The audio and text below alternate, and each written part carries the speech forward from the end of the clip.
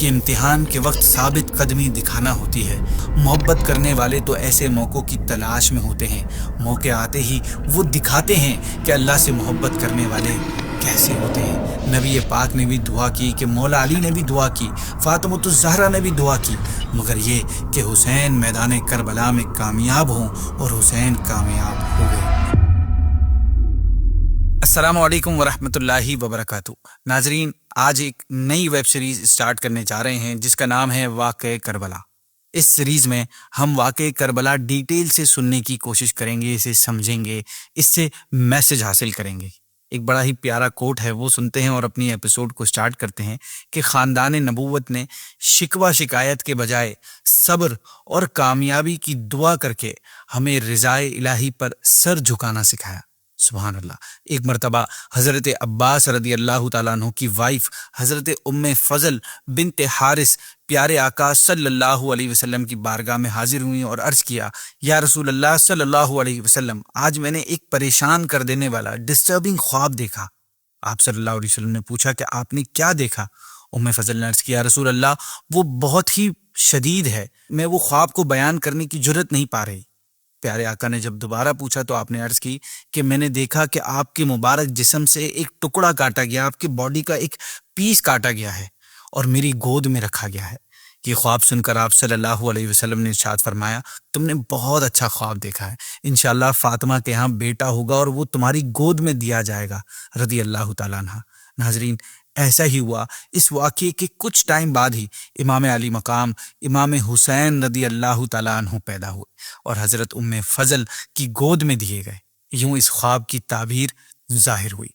ناظرین، امام حسین رضی اللہ تعالیٰ عنہ کی پیدائش سن 4 ہجری میں شعبان کے مہینے میں مدینہ منورہ میں ہوئی۔ پیارے آقا صلی اللہ علیہ وسلم نے آپ کے کان میں اذان دی، منہ میں لعاب دہن ڈالا اور پھر 7ویں دن آپ کا نام حسین رکھا اور عقیقہ کیا۔ آپ صلی اللہ علیہ وسلم نے فرمایا کہ ہارون علیہ السلام نے اپنے بیٹوں کا نام شبر و شبیر رکھا اور میں نے اپنے بیٹوں کا نام انہی کے نام پر حسن اور حسین رکھا۔ سریانی زبان یعنی لینگویج جو سیریک ہے، اس میں شبر و شبیر اور عربی زبان میں حسن اور حسین دونوں کا مطلب ایک ہی ہے۔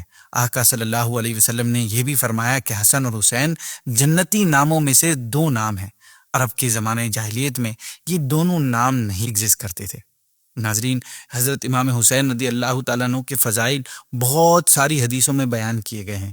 نبی کریم نے فرمایا، حسین مجھ سے ہے اور میں حسین سے ہوں۔ ایک دفعہ نبی پاک مسجد میں تشریف لائے اور فرمایا کہ چھوٹا بچہ کہاں ہے؟ امام حسین دوڑتے ہوئے آئے اور حضور کی گود میں آ کر بیٹھ گئے اور اپنی انگلیاں آپ صلی اللہ علیہ وسلم کی داڑھی مبارک میں داخل کر دی۔ سبحان اللہ، واٹ اے بیوٹیفل منظر۔ پیارے آقا نے ان کو بوسہ لیا، پھر فرمایا، اے اللہ، میں حسین سے محبت کرتا ہوں، تو بھی اس سے محبت فرما اور اس سے محبت فرما جو اس سے محبت رکھے۔ نبی پاک صحابہ سے ارشاد فرماتے، جسے پسند ہو کہ کسی جنتی نوجوان کے سردار کو دیکھے تو وہ حسین بن علی کو دیکھ لے۔ پیارے آقا حسنین کریمین کو پھول کی طرح سونگتے اور سینہ مبارک سے لپٹا لیتے۔ یہ نبی پاک، مولا علی اور سیدہ فاطمہ الزہرا رضی اللہ تعالی عنہا کی تربیت ہی کا رزلٹ تھا کہ امام حسین بہت زیادہ عبادت کیا کرتے تھے۔ آپ نے تقریباً 25 حج پیدل فرمائے، بائی واک کیے۔ روزہ، زکوٰۃ، خیرات اور دوسرے نیک کام آپ کی زندگی کا حصہ تھے۔ آپ نماز سے بھی بہت محبت فرماتے تھے۔ ایک دن نبی پاک صلی اللہ علیہ وسلم امام حسین رضی اللہ تعالیٰ عنہ کو اپنے سیدھے پاؤں اور اپنے صاحبزادے حضرت ابراہیم کو اپنے لیفٹ پاؤں پر بٹھائے ہوئے تھے کہ حضرت جبریل تشریف لائے اور عرض کیا، رسول اللہ صلی اللہ علیہ وسلم، خدا تعالیٰ ان دونوں کو آپ کے پاس جمع نہیں رہنے دے گا، ان میں سے ایک کو واپس بلا لے گا۔ اب ان دونوں میں سے جسے آپ چاہیں پسند فرما لیں۔ فرمایا، اگر حسین کا انتقال ہو جاتا ہے تو علی اور فاطمہ کو تکلیف ہوگی اور مجھے بھی شدید تکلیف ہوگی، اور اگر ابراہیم وفات پا جائیں تو زیادہ غم مجھ کو ہوگا، اس لیے مجھے اپنا غم پسند ہے۔ اللہ اکبر۔ ناظرین، اس واقعے کے 3 روز بعد پیارے آقا صلی اللہ علیہ وسلم کے شہزادے حضرت ابراہیم وفات پا گئے۔ اس کے بعد جب بھی امام حسین نبی کریم کی خدمت میں آتے تو حضور مرحبا فرماتے، پھر ان کی پیشانی کو بوسہ دیتے اور لوگوں سے فرماتے، میں نے حسین پر اپنے بیٹے ابراہیم کو قربان کر دیا ہے۔ اللہ اکبر۔ ناظرین، اس ویڈیو کے سٹارٹ میں ہم نے سنا کہ امام علی مقام کی ولادت کی خوشخبری ولادت سے پہلے ہی دے دی گئی تھی۔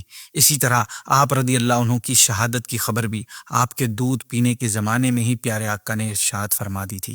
حضرت عائشہ صدیقہ رضی اللہ تعالیٰ عنہا سے روایت ہے کہ پیارے آقا صلی اللہ تعالیٰ علیہ وسلم نے فرمایا کہ مجھے جبریل نے خبر دی کہ میرے بعد میرا بیٹا حسین زمین طف میں قتل کیا جائے گا، اور جبریل میرے پاس یہ مٹی لائے۔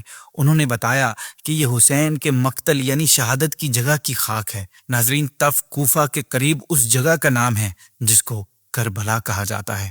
پیارے آقا نے یہ بھی فرمایا کہ حسین بن علی کو 60 ہجری کے اختتام پر شہید کر دیا جائے گا۔ اس حدیث مبارکہ میں نبی کریم صلی اللہ تعالیٰ علیہ وسلم نے نہ صرف امام حسین کی شہادت کی جگہ بتائی بلکہ یہ بھی ارشاد فرما دیا کہ عراق کا میدان کربلا ہوگا۔ ساتھ یہ بھی بتا دیا کہ یہ عظیم واقعہ 61 ہجری کے اینڈ پر ہوگا۔ ناظرین، اسی طرح کبھی بارش کے فرشتوں کے ذریعے تو کبھی ام سلمہ رضی اللہ تعالیٰ عنہا کو خاک کربلا دینے اور اس خاک کے خون ہو جانے کو شہادت امام حسین کے سائنس قرار دینے کا ذکر ملتا ہے، جس سے معلوم ہوتا ہے کہ نبی پاک کو اس شہادت کی بار بار اطلاع دی گئی اور آپ نے بھی بارہا اس کا ذکر بھی فرمایا، جس کی وجہ سے امام حسین رضی اللہ تعالیٰ عنہ کی شہادت کی خبر بچپن ہی سے خوب مشہور ہو چکی تھی، فیمس ہو چکی تھی، اور سب کو معلوم ہو گیا تھا کہ آپ رضی اللہ تعالیٰ عنہ کربلا کے میدان میں شہید کیے جائیں گے۔ مولا علی تو امام حسین کی شہادت کی جگہ بھی دیکھ کر آئے تھے۔ آپ رضی اللہ عنہ نے اسپیسیفکلی اس مقام پر پہنچ کر فرمایا تھا کہ نبی کریم نے فرمایا کہ جبریل امین علیہ السلام نے مجھے خبر دی ہے کہ امام حسین فرات کے کنارے شہید کیے جائیں گے رضی اللہ تعالیٰ عنہ۔ پھر مولا علی امام حسین کی قبر کے مقام پر پہنچے اور فرمایا، یہاں ان شہداء کے اونٹ بندھیں گے، یہاں ان کے سیڈلز رکھے جائیں گے، یہاں ان کے خون بہیں گے۔ جوانان آل محمد صلی اللہ علیہ وسلم اس میدان میں شہید ہوں گے اور آسمان و زمین ان پر روئے گی۔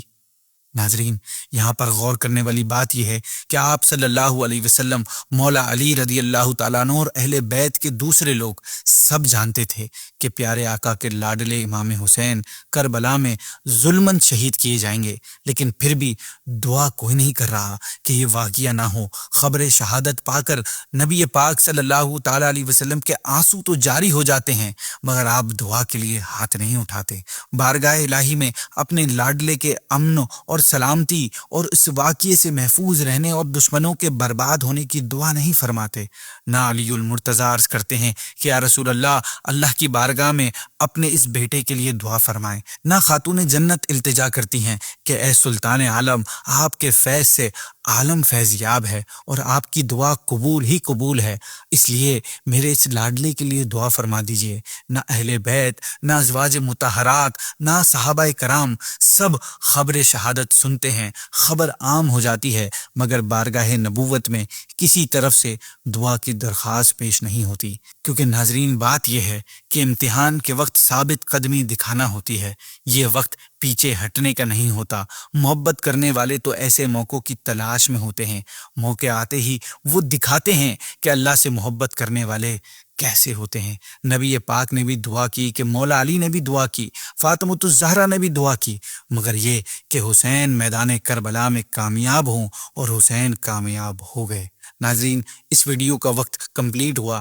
دوسری ویڈیو میں ہم بات کریں گے یزید کے بارے میں کہ یزید کون تھا، تخت پر کیسے بیٹھا، اور امام حسین سے دشمنی کی وجہ کیا بنی۔ ہمیں اجازت دیجیے، آپ نے یہ ایپیسوڈ ساری دیکھنی ہے، انشاءاللہ آپ کو پوری تمام ویڈیوز کے بعد آپ کو پورا واقعہ کمپلیٹلی سمجھ آ جائے گا، اور آپ کے لیے ایک لرننگ ہوگی کہ انہوں نے کس طرح قربانیاں دی اور ہمیں بھی ان کے سیکریفائسز سے کیا کیا چیزیں سیکھنے کو ملتی ہیں۔